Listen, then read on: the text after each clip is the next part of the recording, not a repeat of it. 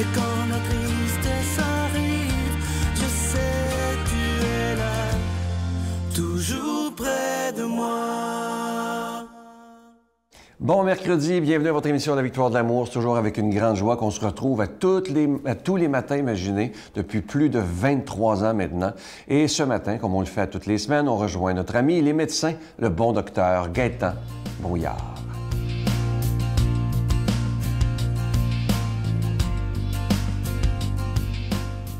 Bon matin tout le monde. Aujourd'hui, nous allons parler des maux de tête. Je vais justement essayer de vous simplifier la vie pour ne pas que vous ayez un casse-tête avec vos fameux maux de tête. Il faut réaliser que les maux de tête, c'est quand même la raison majeure de consultation médicale. Et il n'y a pas une personne, je pense, au cours de sa vie qui n'aura pas expérimenté un mal de tête. On va voir qu'on peut classifier les maux de tête selon au moins 4 types de céphalées. Il y a les céphalées de tension qu'on appelle, la migraine, on va voir c'est quoi la différence avec une migraine. Il y a la sinusite et aussi une très importante, puis parfois qui est sous-estimée, la névralgie d'Arnold. Donc, on va commencer par parler de la céphalée de tension. Donc, c'est sûrement les céphalées les plus fréquentes et heureusement, c'est aussi les plus bénignes. Même si ça empoisonne votre vie, il reste qu'elles ne sont pas dangereuses, à part que la douleur qu'elles peuvent créer. Et la plupart du temps, les céphalées de tension sont créées justement par un mode de vie dans lequel on vit constamment un état de stress. Et c'est comme si les muscles du cou et les muscles autour de la tête finissent par se resserrer. Et souvent, la personne va dire « j'ai l'impression que j'ai un chapeau trop petit sur ma tête ». Donc, ça peut faire tout le tour de la tête et si on ne fait pas attention, évidemment, on risque de l'avoir à tous les jours. Ce qui est vraiment simple, ce mal de tête-là, c'est commencer à bouger davantage, à respirer mieux, à aller avoir peut-être des techniques de massage pour justement décontracter. Changer le rythme de vie aussi, peut-être qu'on en a trop à un moment donné sur les épaules, donc commencer à se délester par rapport à tout le travail que l'on fait et de l'acharnement souvent dans le temps qui nous pousse constamment à aller plus vite. Donc, c'est un mal de tête qui relève beaucoup de la masse musculaire. Il y a des techniques d'infiltration aussi qui peuvent se faire. Et ces maux de tête-là, parfois, peuvent être des fois juste un côté ou l'autre. Par exemple, lorsque les muscles cervicaux sont trop tendus, on peut avoir un mal de tête juste en temporal d'un côté ou de l'autre, dépendant du muscle qui est trop tendu. Des techniques de massage ou même d'infiltration avec des relaxants musculaires vont permettre à ces douleurs au niveau de la tête de disparaître complètement. Une chose aussi importante, c'est souvent les gens qui ont les mâchoires serrées. Lorsqu'on est tendu, on est porté à avoir la mâchoire trop serrée. Donc, les muscles qu'on appelle les masséters qui sont ici et les temporaux, les muscles temporaux vont également souffrir et créer des maux de tête. Donc, c'est le phénomène le plus fréquent qu'on rencontre chez les gens. C'est un phénomène qu'on peut traiter relativement facilement aussi. C'est ce qu'on appelle souvent les syndromes myofasciales. Myo qui veut dire muscle et fascia, les enveloppes qui recouvrent les muscles. Donc, les tensions myofasciales vont donner des maux de tête comme ça. On va parler des migraines. Souvent, les gens ont tendance, à chaque fois qu'ils ont un mal de tête, de dire que c'est une migraine. Mais une migraine, c'est une caractéristique bien particulière. La migraine, en général, va arriver de façon assez rapide et souvent dans un terrain où il va y avoir très peu de phénomènes au départ. Et nous allons parler aux prochains épisodes, justement, qu'est-ce que c'est que la migraine. Merci. Bonne journée. Notre Père qui es aux cieux, que ton nom soit sanctifié, que ton règne vienne, que ta volonté soit faite sur la terre comme au ciel. Donne-nous aujourd'hui notre pain de ce jour. Pardonne-nous nos offenses comme nous pardonnons à ceux qui nous ont offensés. Ne nous laisse pas entrer en tentation, mais délivre-nous du mal, car c'est à toi qu'appartient le règne, la puissance et la gloire pour les siècles des siècles. Amen. La victoire de l'amour présente Approfondir sa foi, découvrir Jésus, vrai homme, vrai Dieu. Un parcours biblique d'une durée de plus de 6 heures sur l'homme de Nazareth qui a transformé le monde à tout jamais. Avec l'abbé Donald Thompson et Pierre-Luc Bordelot, partez à la découverte de Jésus le Christ. À partir de 49,99 $, obtenez-le en ligne sur notre site internet à lavictoiredelamour.org ou en format DVD. Composez le 514-523-4433 ou 1-888-811-92-91.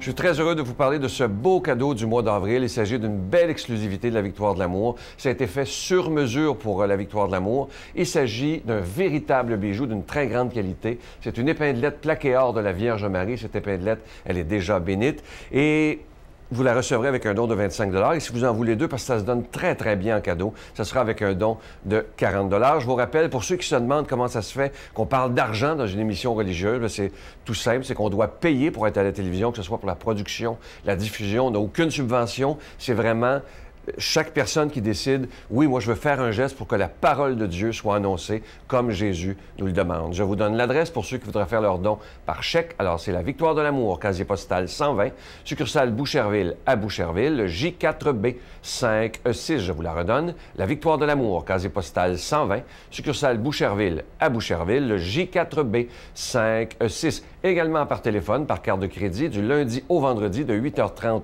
à 16h30 dans le 514-523-4433, 523-4433 ou sans frais le 1-888-811-9291, 1-888-811-9291 et aussi sur notre site Internet. Vous savez que c'est une façon très rapide et très sécuritaire pour faire votre don. C'est le www.lavictoiredelamour.org.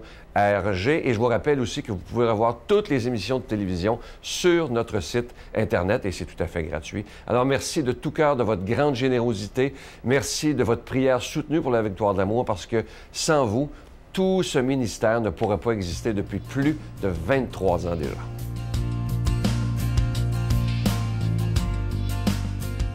Mon Dieu, donnez-moi la sérénité d'accepter les choses que je ne peux changer, le courage de changer les choses que je peux et la sagesse d'en connaître la différence.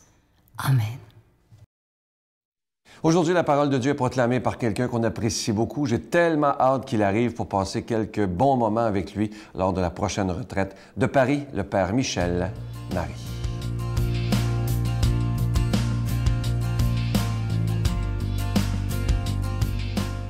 Bonjour à vous tous, amis du Québec et d'ailleurs. Je suis toujours très heureux de vous accueillir aujourd'hui près de mon piano, encore une fois, et en même temps avec vous pour lire cet évangile. Évangile de Jésus-Christ selon saint Jean. En ce temps-là, Jésus disait à Nicodème, « Dieu a tellement aimé le monde qu'il a donné son Fils unique, afin que quiconque croit en lui ne se perde pas, mais obtienne la vie éternelle. Car Dieu a envoyé son Fils dans le monde, non pas pour juger le monde, mais pour que par lui, le monde soit sauvé. Celui qui croit en lui échappe au jugement. Celui qui ne croit pas est déjà jugé du fait qu'il n'a pas cru au nom du Fils unique de Dieu. Et le jugement, le voici, la lumière est venue dans le monde, et les hommes ont préféré les ténèbres à la lumière, parce que leurs œuvres étaient mauvaises. Celui qui fait le mal déteste la lumière, il ne vient pas à la lumière, de peur que ses œuvres ne soient dénoncées. Mais celui qui fait la vérité vient à la lumière, pour qu'il soit manifeste que ses œuvres ont été accomplies en union avec Dieu.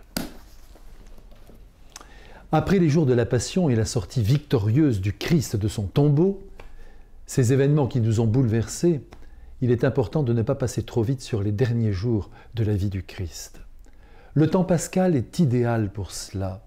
Prenons donc ces événements dans l'ordre, tels qu'ils nous ont été offerts par le texte de ce jour.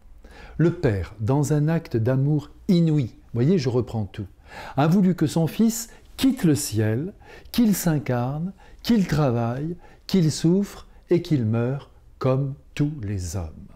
Et tout cela pour apprendre à l'humanité, toujours tentée de décider par elle-même de ce qui peut la rendre heureuse, par quel chemin il faut passer pour devenir des hommes parfaits. car chaque vivant, je ne crois pas vous surprendre en disant cela, doit parvenir à la sublimité de son être. Le chien n'a qu'à suivre son instinct pour devenir un bon chien, mais en ce qui concerne l'homme, c'est bien plus compliqué, car il dispose de son intelligence, dans l'état où elle est, de son cœur plus ou moins droit, pour réussir sa vie ou pour la gâcher.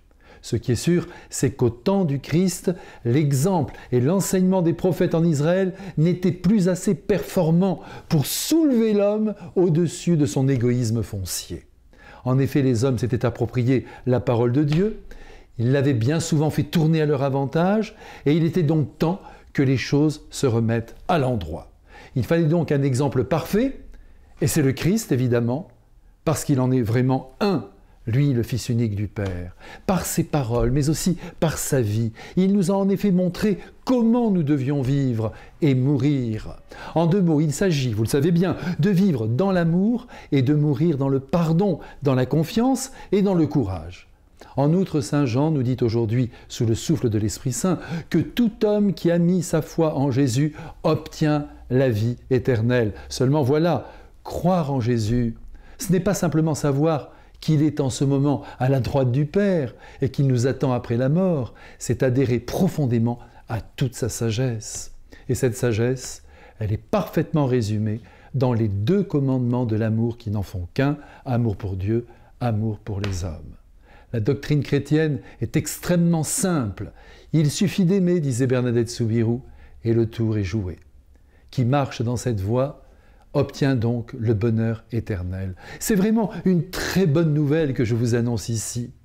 Et attendez, ce n'est pas fini. Si le Christ donne si facilement le salut à ses enfants, eh bien je vais vous dire pourquoi. C'est parce qu'il est venu dans le monde, non pas pour le juger, mais pour le sauver. Et quand on veut sauver un homme, qui ne le sait, tous les moyens sont bons, et l'indulgence est évidemment de rigueur.